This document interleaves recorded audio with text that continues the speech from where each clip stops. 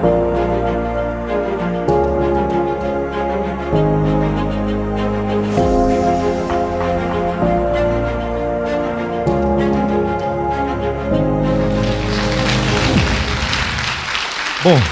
começando agora. Vou pedir muita atenção de todos os abençoados, tanto os presentes como você que está aí na internet, para este tema. Esse tema aqui, ele é...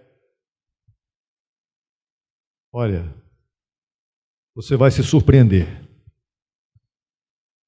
Principalmente nós que fomos instruídos no passado com muitas informações que não necessariamente é a informação que nós temos hoje aqui para você. Extraídas da palavra do Evangelho da Graça. Quem escreveu o Evangelho da Graça? Paulo. O edifício de Cristo é o título do tema. Jesus Cristo afirmou que Ele mesmo edificaria a sua igreja. Verdade?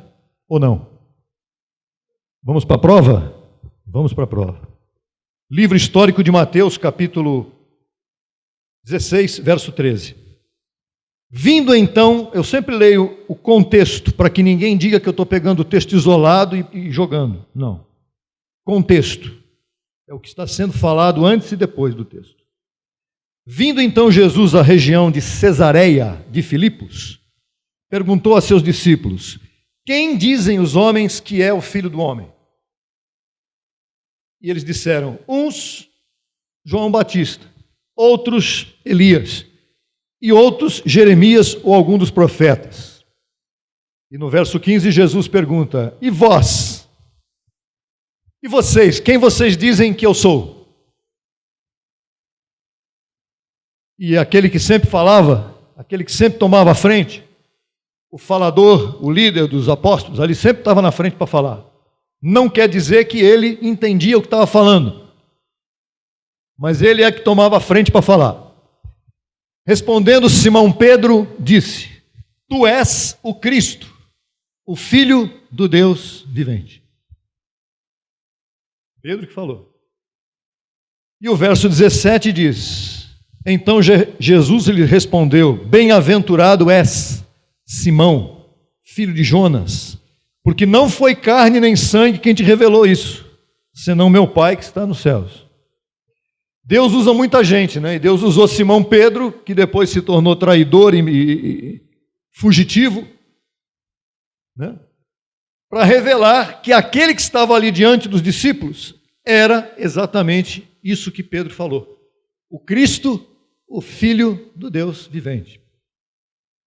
E o verso 18 diz assim: eu também te digo que tu és Pedro, e sobre esta rocha edificarei minha igreja. E rocha? A declaração de Pedro: tu és o Cristo, Filho do Deus vivente. Jesus não deu chave do reino dos céus, coisa nenhuma, para Pedro, porque depois lá na frente ele fala que os discípulos lá também estavam recebendo a chave do reino dos céus. Não é chave do reino dos céus no sentido de ser o representante de nada. Ok? Isso é outro assunto. Eu também te digo que tu és Pedro, que Pedro quer dizer pedra, e sobre esta rocha edificarei minha igreja, não sobre a pessoa dele, mas sobre a declaração dele. E as portas do Hades não prevalecerão contra a igreja. Eu pus Hades aqui porque a maioria das traduções diz que as portas do inferno não prevalecerão contra a igreja. Corte essa tradução da sua Bíblia, esqueça isso, não é inferno, é Hades.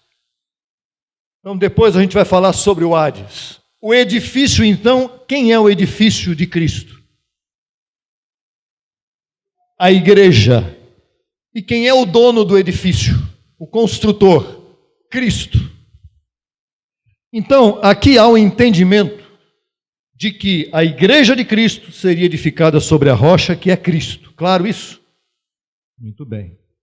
Mas e as portas do Hades, então, que não prevalecerão contra a igreja? Precisa explicar isso, porque senão a pessoa fica... Aqui está dizendo que as portas do Hades, ou do inferno, na cabeça de uns péssimos tradutores da Bíblia, o que quer dizer isso?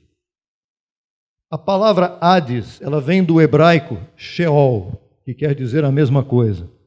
Sheol, os judeus que falavam Sheol e não Hades, porque eles falavam hebraico, Eles entendiam que portas do inferno, Jesus estava falando, veja só, Jesus apresenta a seus discípulos uma mensagem que envolvia a cultura judaica.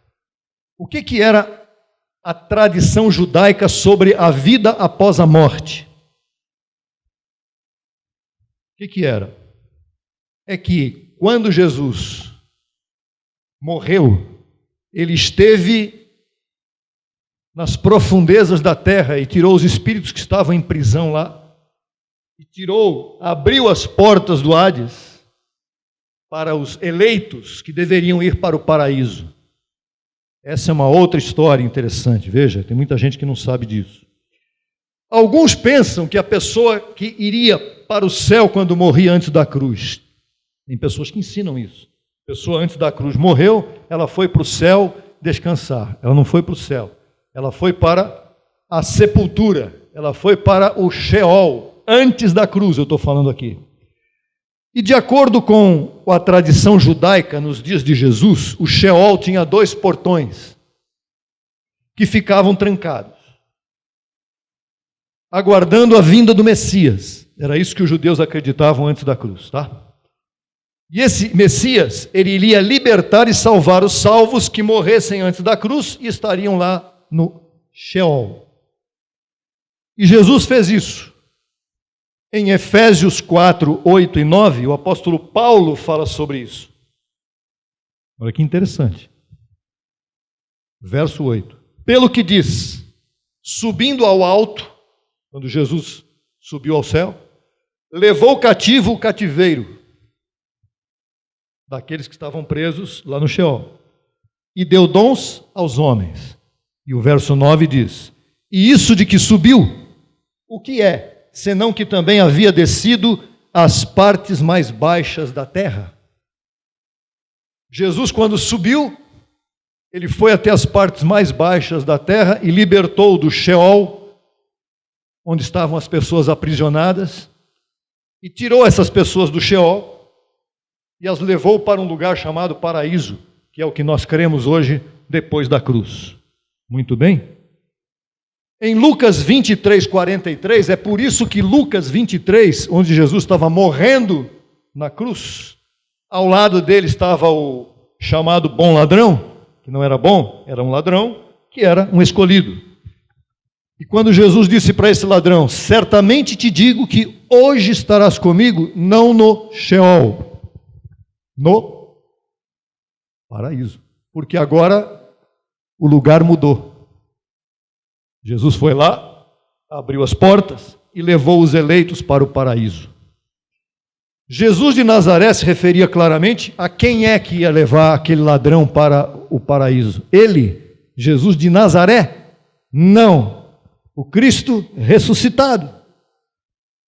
Então a ênfase agora não é mais a pessoa humana de Jesus de Nazaré, é sim o Cristo ressuscitado. E agora, quando ele ressuscita, nós vamos começar a ver a edificação da Igreja de Cristo. Vamos lá. A edificação da Igreja de Cristo. Quando Cristo convoca Paulo no caminho de Damasco, ele ordena a Ananias. Ananias era um homem que Deus usou ali, um sacerdote, para pegar Paulo, que estava cego, e todo mundo ficou olhando, e o que está acontecendo? E Deus disse, calma lá, que sou eu que estou cuidando disso aqui. E ele disse para Ananias, vá, porque este é para mim o instrumento escolhido para levar meu nome diante dos gentios, número 1, dos reis e dos filhos de Israel. A missão de Paulo não era só levar os gentios à verdade. Os gentios, as autoridades e os judeus. Então vamos começar a entender a missão de Paulo melhor do que a gente talvez tenha aprendido. A missão de Paulo era levar o nome de Cristo ressuscitado a todos, ao mundo inteiro. Já no cumprimento de sua missão, o apóstolo Paulo escreveu aos Coríntios, em 1 Coríntios 2:1. Assim, irmãos, quando fui a vós para anunciar-vos o testemunho de Deus, não fui com excelência de palavras ou de sabedoria, pois me propus não saber entre vós coisa alguma, senão a Jesus Cristo e a este crucificado. O que quer dizer isso? Esta aqui é a chave da pregação de Paulo, abençoados. Aqui está a chave da pregação de Paulo. A pregação de Paulo é Cristo da cruz para frente. Cristo crucificado, ou seja, ressuscitado. Vamos a 1 Coríntios 3:1. De maneira que eu, irmãos, não vos pude falar como a espirituais, senão como a carnais, como a crianças em Cristo. Vos dei leite para beber e não alimento sólido, porque não erais capazes, nem ainda sois capazes. Criança toma leite. Porque ainda sois carnais. Pois havendo entre vós ciúmes, contendas e dissensões, não sois carnais e andais como homens. Nós estamos andando como o que hoje? Como deuses. Naquele tempo os coríntios andavam como homens. Porque dizendo um, eu certamente sou de Paulo, e aqui começa a entrar o sistema religioso. Isso aqui é um sistema religioso. Eu sou de Paulo. E o outro, eu sou de Apolo. Quem era o Apolo? Era um bacana, um cara estudioso daquele tempo, muito amigo de Paulo, e eles eram um só, eles eram muito, muito íntimos os dois, no sentido de palavra do Evangelho. E o outro diz, eu sou de Paulo, e o outro diz, eu sou de Apolo, não sois então carnais? O que, pois, é Paulo e o que é Apolo? Servidores por meio dos quais crestes. E isso segundo o que o Senhor concedeu a cada um. Eu plantei, disse Paulo, Apolo regou. Qual dos dois é o mais importante? O que rega ou o que planta? Mas o crescimento é Deus quem dá. Nenhum dos dois. Os dois têm cada um sua função. Assim que nem o que planta é algo, nem o que rega, senão Deus que dá o crescimento. E o que planta e o que rega são uma mesma coisa. Ainda que cada um receberá a sua recompensa conforme o seu trabalho. Diga, recompensa. Cada um, o que planta e o que rega, receberá a sua recompensa conforme o seu trabalho. Porque nós, diga nós, põe a mãozinha assim, ó, nós somos colaboradores de Deus. E vós, Paulo está falando agora para aqueles a quem ele estava falando, os coríntios, vós sois lavoura de Deus, edifício de Deus. Daqui saiu o título, edifício de Cristo, ou de Deus. Deus tem um edifício então? Tem. Deus é como se um empresário de grande, da construtora enorme, contratasse um arquiteto perito para construir o seu prédio. Verso 10. O famoso verso 10 de 1 Coríntios 3:10. Já ouvimos isso aqui umas 200.000 vezes. Conforme a graça de Deus que me foi dada. O que é conforme? Com a forma, ou com a forma da graça de Deus que me foi dada, disse Paulo, foi dada para ele por quem? Cristo mesmo, Cristo ressuscitado. Então Deus, quando chamou Paulo no terceiro céu, disse, aqui está a forma da graça que você vai ministrar. Eu, como perito arquiteto, pus o fundamento, ou seja, plantei, Paulo. E outro edifica em cima, ou regou. Considerando Paulo e Apolo, mais ou menos por aí. Um plantou, o outro regou. Um lançou o fundamento e o outro edifica em cima. Mas cada um veja como sobre-edifica. O perito arquiteto é quem?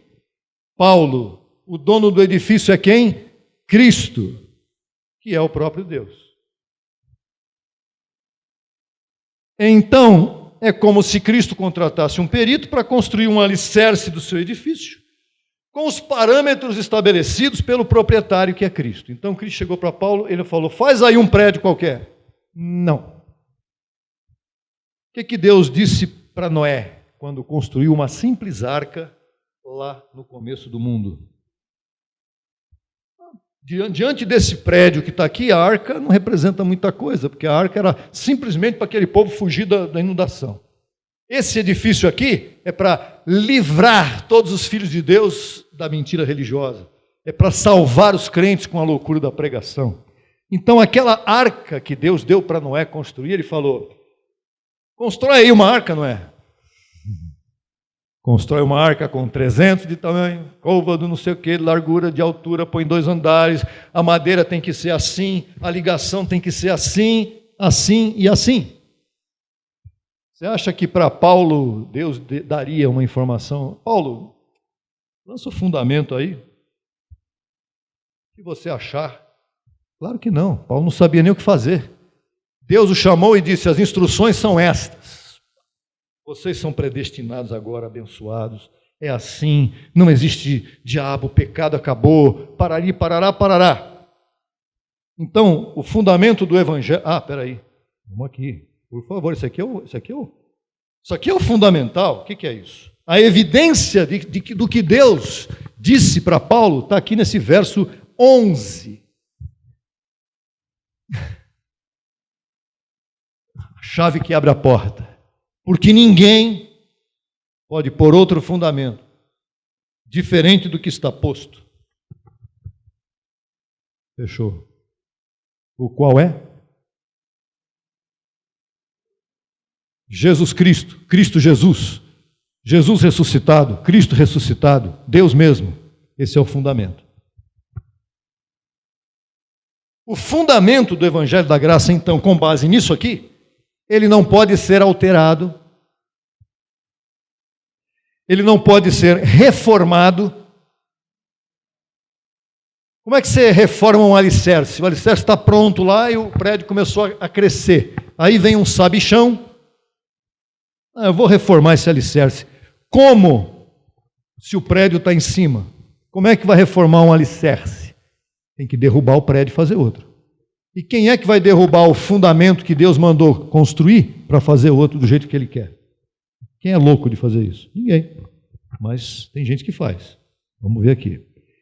Fundamento, então, não pode ser alterado, reformado, adaptado, modificado, porque se isso ocorrer, perderá a forma ou a forma que Cristo estabeleceu para Paulo. Agora, alguém pode imaginar que nos tempos de Paulo a igreja ainda não havia sido edificada? E aí entra um ponto muito importante para os dias de hoje.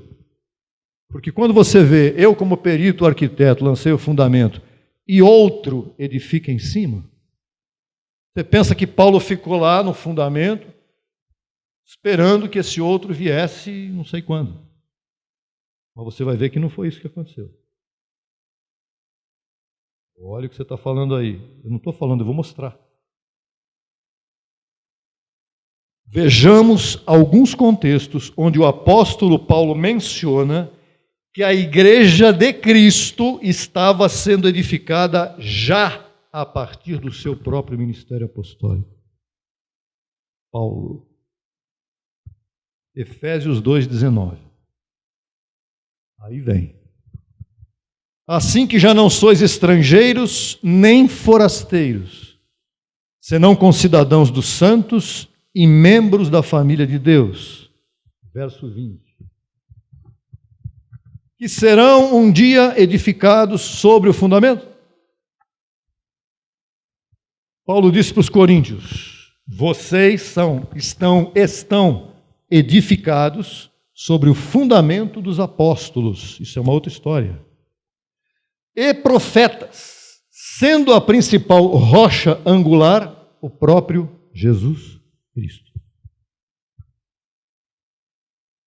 21.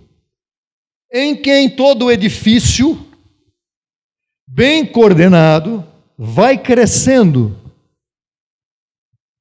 para ser um templo santo no Senhor. Será que esses aí são quem? Os efésios, né? Será que os efésios não estavam edificados? A gente fica pensando que Paulo estava ali, lançou o fundamento e fugiu. que Paulo pregava para os efésios? O que Paulo ensinava? Os fundamentos que ele recebeu do Cristo ressuscitado. E o que é o ensino? É a edificação da igreja. Então Paulo edificou, sim. Veja só. Atente para os detalhes. Volta para todo o edifício. Todo o edifício. O que é todo o edifício? Cada vida, cada membro faz parte de todo o edifício. Você faz parte de um edifício. O edifício da igreja de Cristo. Que está edificado. Você está edificado? Está. Sobre o fundamento dos apóstolos. Sim. Fica tranquilo. Bem coordenado também. O que é bem coordenado? É uma gestão bem feita. O que Paulo fez contigo foi uma gestão. CEO. Paulo era o CEO desse empreendimento aí. E crescimento na edificação. Você foi edificado pela palavra do Evangelho da Graça. É claro que nós entendemos perfeitamente que houve um apóstolo nos tempos atuais, chamado José Luiz de Jesus Miranda, e ele participou desta edificação, nos trazendo o mistério que estava em Paulo, e ele trouxe para as nossas mentes receberem. Apóstolo José Luiz de Jesus. Muito bem. Ele se foi. Pronto, acabou tudo? Pai na fé. Vamos lá. Verso 22, já foi? Em quem vós também, Paulo disse aos Efésios. Ele estava dizendo lá para eles naquele tempo. Em quem vós também sois juntamente edificados para a morada de Deus no Espírito. Paulo estava edificando naquele tempo também ou não? Ou isso aqui tem que tirar de fora? Está dentro do contexto. Paulo estava edificando, sim, a igreja de Cristo. E ele edificou os Efésios. Ah, mas os Efésios, Paulo disse que depois da partida dele acabou tudo. Acabou a edificação, mas os Efésios que foram edificados naquele tempo, foram para o paraíso lá e estão edificados. Dá a impressão que o ministério de Paulo acabou ali quando ele morreu e vai entrar os lobos vorazes e danificou tudo. O que Paulo fez, a edificação que ele produziu, está feita? Como não? Vamos lá. Cumpriu a carreira dele. Perceba neste contexto que Paulo afirma que os Efésios estavam edificados e crescendo em graça. Então, é preciso a gente separar duas palavras. É preciso separar edificação é uma coisa, crescimento é outra coisa. Você está edificado, agora está crescendo? Aí é outra história. Tem prédio edificado que não cresce. Fica nisso. Fica ali. Ah, abençoado. Lei predestinado. Vem uma prova, não cresce. Paulo exorta aos Efésios a que crescessem dentro do conhecimento que haviam recebido dele. É isso que ele fala aí? Em quem vós também sois juntamente edificados para a morada de Deus no Espírito. Crescendo. Crescendo em graça. A edificação é o que então? É o conjunto de informações doutrinárias que iluminam os olhos do teu entendimento para que você conheça a Cristo ressuscitado. Isso foi feito? Foi. Nós recebemos isso? Sim, eu, você, todos nós. Do apóstolo que no tempo devido Deus separou para dizer, opa, avisa lá o povo que sistema religioso não. É Paulo. Paulo é que gerou Cristo em nós através da informação e o José Luiz veio gerar Cristo em nós através daquilo que Paulo tinha dito e que todo mundo tinha deixado de lado. Nos despertou. Então, a edificação é o conjunto de informações doutrinárias que iluminam os olhos do entendimento para que você conheça Cristo e sua mente. Diga, eu tenho a mente de Cristo. Para quê? Para você dizer que é abençoado e predestinado? E o dia a dia? E a vida no dia a dia? Então, agora vem algo mais forte ainda. O crescimento é a prática do desenvolvimento da edificação em espiral. Então, crescer é estar edificado, seguir crescendo, espiral. Efésios 4:11. Ele mesmo, quem? Está falando de quem? Deus, Cristo. Ele mesmo constituiu a uns apóstolos, a outros profetas, a outros evangelistas, a outros pastores e mestres. Para quê? Esses dons existem ou já acabaram? Existem. A fim de aperfeiçoar aos santos, para a obra do ministério, para a edificação do corpo de Cristo. Isso foi falado para os efésios lá atrás. Já havia pastores naquele tempo. Já havia mestres da graça, como Apolo, por exemplo, naquele tempo. Então, isso aqui não é uma coisa que se diga aos pastores hoje em dia. Hoje em dia, tudo bem. Hoje em dia, desvirtuou tudo. Hoje em dia, bagunçou tudo, está tudo bagunçado. Mas lá, com Paulo vivo, ele estava edificando o corpo de Cristo, até distribuindo os dons que vinham pelo Espírito, claro. Aí vem o verso 13, que eu sou obrigado a dizer para você que tudo isso acontece até. Quando tem um até, é porque não acabou. Se tivesse acabado tudo isso, esse até já teria consumado. Mas aqui está aqui, até que todos cheguemos a, número 1, unidade da fé. Ai, coisa tremenda de fazer. Só Deus para fazer isso. A unidade da fé. Vai na internet hoje, é fé para tudo que é lado diferente, fundamento de tudo que é jeito. É uma bagunça só. Até que todos cheguemos à unidade da fé e do conhecimento do Filho de Deus. Não é conhecer Jesus de Nazaré, o que ele fez, o demônio que ele curou. Conhecer plenamente a mente de Cristo. E aí vem um negócio mais complicado ainda para todo mundo. Há um varão perfeito, caramba. Abençoado. Você está acompanhando comigo? Há um varão perfeito. O que é um varão perfeito? Uma pessoa que crescendo em graça atinge a maturidade. À medida da estatura da plenitude de Cristo. Eu não preciso ter na minha frente, abençoado, uma imagem de ninguém me dizendo o que eu tenho que fazer, porque isso aqui está muito claro para mim. Unidade da fé, o que quer dizer? Pensar, crer, falar o mesmo. Eu dependo de quem para pensar dessa forma, e para crer dessa forma, e para falar dessa forma? Só dependo hoje da palavra, que já está em mim. Que o apóstolo José Luiz foi fundamental para que eu recebesse essa palavra, meu Deus. Conhecimento do Filho de Deus é o quê? É a doutrina. Que doutrina? Vocês falaram agora há pouco, na hora da semeadura, o que você é? Tudo isso aí e muito mais. Mas isso é no dia a dia. E o varão perfeito? O que é um varão perfeito? É um homem espiritual. Como é difícil. Aqui não está falando de homem masculino, que está falando de espírito perfeito. Tudo isso aqui é espiritual. Tudo que está sendo colocado aqui é espiritual. Homem perfeito. É um bom marido. Não. Homem no espírito perfeito. O apóstolo Paulo, ele não ficava somente abençoado, as cartas. O apóstolo Paulo ministrava essa palavra nas igrejas naquele tempo. Ele edificava a igreja. Ele pregava.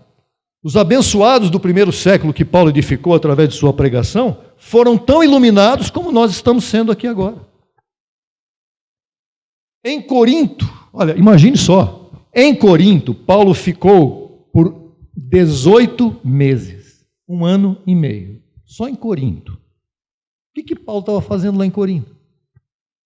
1 ano e meio. Você acha que ele estava fazendo o que lá? Jogando baralho? Não. Paulo estava pregando a palavra, ele era incansável, ele ia para todo lugar ensinando e edificando pessoas. E em Éfeso, Paulo ficou por 3 anos. 3 anos em Éfeso. Depois foi preso e não pôde, mandava carta. Mas a pregação de Paulo é exatamente o que nós estamos falando para vocês hoje aqui. Aos Colossenses, Paulo exortou, Colossenses 2,6. Portanto, da mesma maneira, ou da mesma forma, que recebestes ao Senhor Jesus Cristo, andai nele.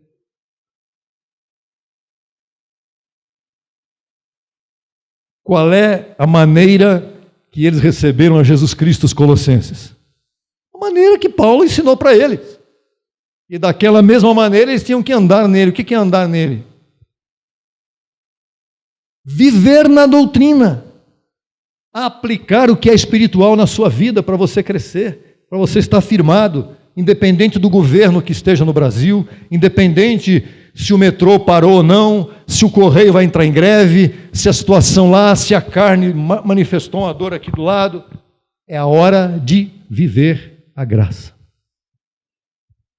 Este é o princípio, ainda vem mais, este é o princípio do ensino.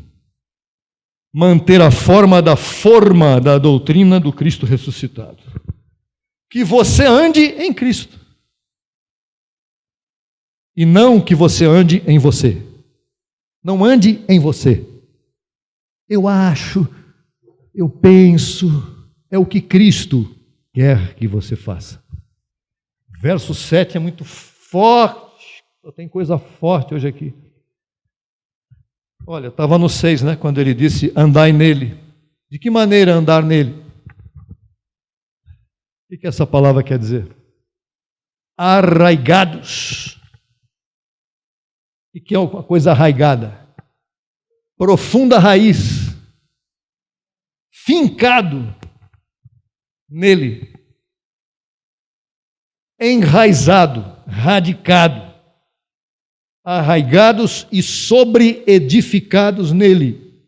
O que é sobreedificado? O que é um edifício? O edifício está lá. O que é sobreedificar? Construir em cima do edifício. Somos nós. O que nós estamos fazendo aqui? Sobreedificar e edificar também. Não é só apóstolo que edifica. Nós estamos aqui para edificar. E depois que não dá para a gente sobreedificar em cima de alguém que não está edificado. Outra coisa importante de entender. Eu estou sobreedificando, mas o cara lá não está recebendo nada do que você está falando, você não está sobreedificando. Você tem que sobreedificar quem está edificado.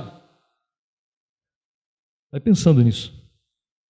Ou seja, os colossenses também estavam edificados e sobreedificados em Cristo, porque eles cresciam no ensino da palavra arraigada em sua mente por causa da pregação de Paulo. E aqui acabou o que eu tinha para falar. O que eu tinha não, quem sou eu? Raiz, você precisa de raiz na graça. Tua graça tem que estar enraizada, independente de eu estar aqui.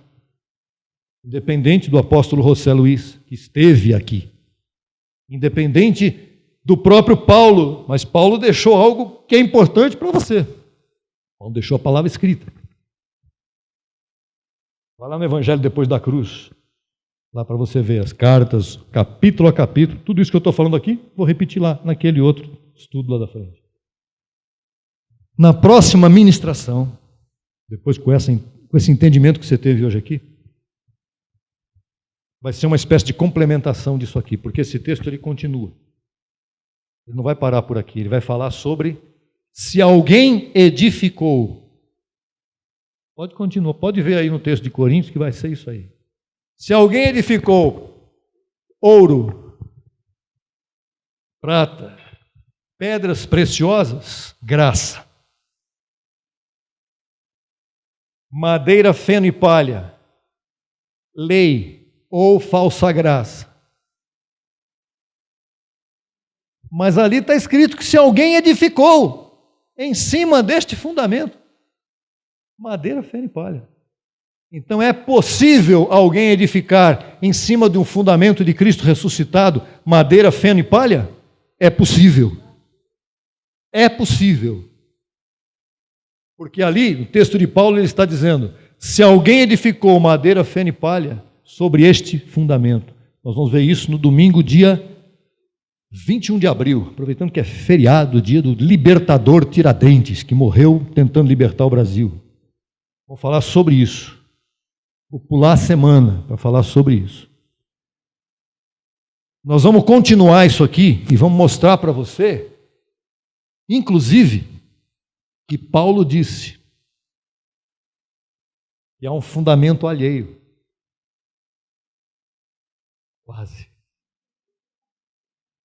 Que há um fundamento alheio, onde pode também haver edificação naquele fundamento. Mas não foi Paulo que edificou lá, ele disse: eu evitei fazer isso, estar lá, porque eu estava vendo que alguém estava edificando sobre fundamento alheio.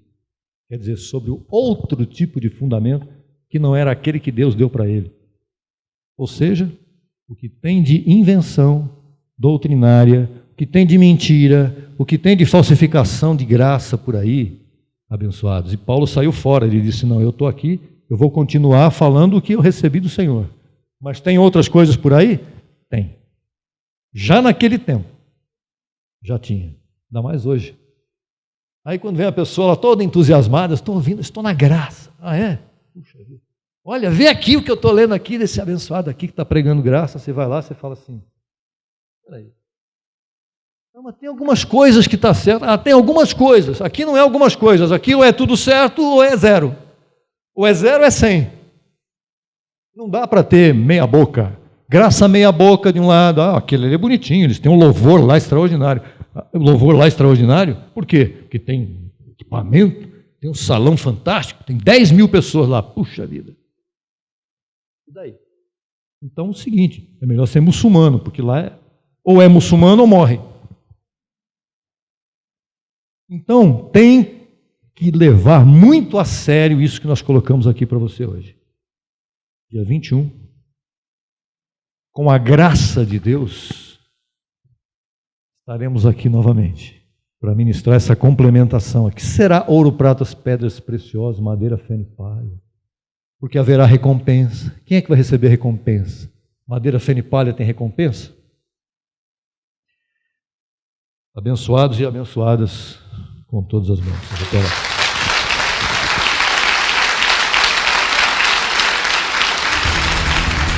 Solicite material inteiramente grátis pelo WhatsApp 11 95002 5531. Acesse nossa página no Facebook www.facebook.com/Crescendo em Graca Brasil. E no Instagram acesse e siga-nos em www.instagram.com/CEGBrasil_oficial. Acesse também nossa rádio web 24 horas www.radiograca.net. Também pelo nosso aplicativo Rádio Graça, disponível no Play Store. No YouTube estamos em 2 canais. Na barra de pesquisa você digita Crescendo em Graça Brasil Oficial. Neste canal você desfrutará de louvores, conferências apostólicas, confissões em graça, especiais musicais e muito mais. Nosso segundo canal, Crescendo em Graça Brasil Estudos, www.youtube.com/Crescendo em Graca Brasil. Neste canal você desfrutará de estudos bíblicos em apostila, com base em mensagens do apóstolo e doutor José Luiz de Jesus Miranda. Declaramos os olhos de teu entendimento iluminados com o conhecimento da verdade, abençoados com todas as bênçãos.